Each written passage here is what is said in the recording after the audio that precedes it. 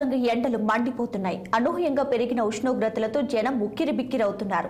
Record స్థాయిలో భానుడు ఠారెత్తిస్తుండటంతో ప్రజలు ఇళ్ల నుంచి అడుగు బయట పెట్టాలంటే జంకుతున్నారు. జిల్లా వ్యాప్తంగా 44 డిగ్రీలకు ఉష్ణోగ్రతలు నమోదవుతుండగా ఈ ఉష్ణోగ్రతలు మరింత పెరిగే అవకాశం ఉందని వాతావరణ నిపుణులు హెచ్చరిస్తున్నారు.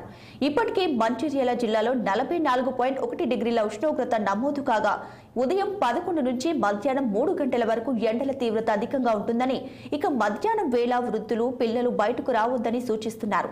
ఇక ఇదే అంశంపై ఆదిలాబాద్ ప్రతినిధి అరుణ్ కుమార్ మాక్ లైవ్ ద్వారా తెలుసుకుందాం.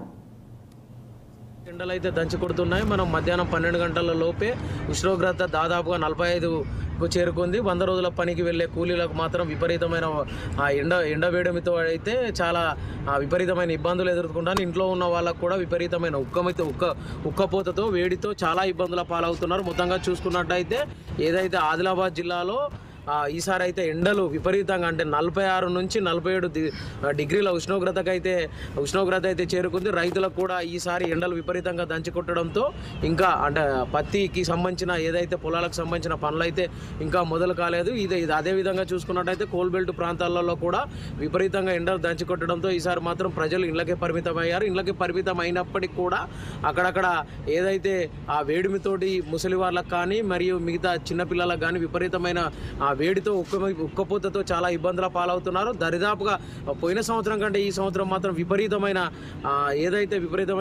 ఉష్ణోగ్రత కూడా పెరిగిందనే చెప్పవచ్చు.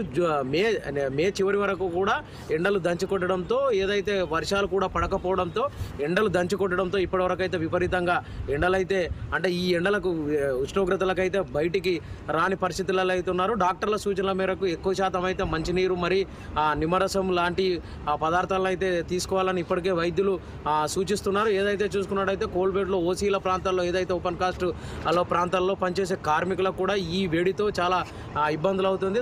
దాంతో దరిదాపుగా కార్మికులు కూడా డ్యూటీకి వెళ్ళలేని పరిస్థితి అయితే ఉన్నదని మనం చెప్పుకోవచ్చు. మొత్తంగా చూసుకున్నట్టయితే ఈసారి ఎండలు దగ్గర 50 డిగ్రీల ఉష్ణోగ్రతకైతే చేరుకుందనేది అయితే చెప్పచ్చు. ఒక విధంగా చూసుకున్నట్టయితే ఆదిలాబాద్ జిల్లాలో కొన్ని ప్రాంతాలలో 48 డిగ్రీల ఉష్ణోగ్రత నమోదైంది. ఉమ్మడి ఆదిలాబాద్ జిల్లాలో కూడా కోల్బెల్ట్ ప్రాంతాలైన కొన్ని ప్రాంతాలలో ఏదైతే కోల్బెల్ట్ ప్రాంతాల్లో కూడా వేడి మాత్రం విపరీతంగా అయింది. ప్రజలైతే బయటకు వచ్చే పరిస్థితి అయితే లేదు. ఇప్పటికే వర్షాలు కొట్టాల్సి ఉంటే కానీ ఖచ్చితంగా వర్షాలు కొట్టలేని పరిస్థితులలో ఉన్నది. కాబట్టి ఇక్కడ ఏదైతే ఎండకు సంబంధించిన వేడికి అయితే విపరీతంగా అవుతుంది. ఏదైతే కొన్ని ప్రాంతాల్లో ఏజెన్సీ ప్రాంతాలలో కూడా నీటికి కొంత ఇబ్బంది అయితే ఉన్నది. ఇంత గ్రౌండ్ వాటర్ కూడా తగ్గడంతో రైతులు మాత్రం చాలా ఈ ఎండలకు గ్రౌండ్ వాటర్ కూడా తగ్గడంతో రైతులు కూడా చాలా ఆందోళన చెందుతున్నారు.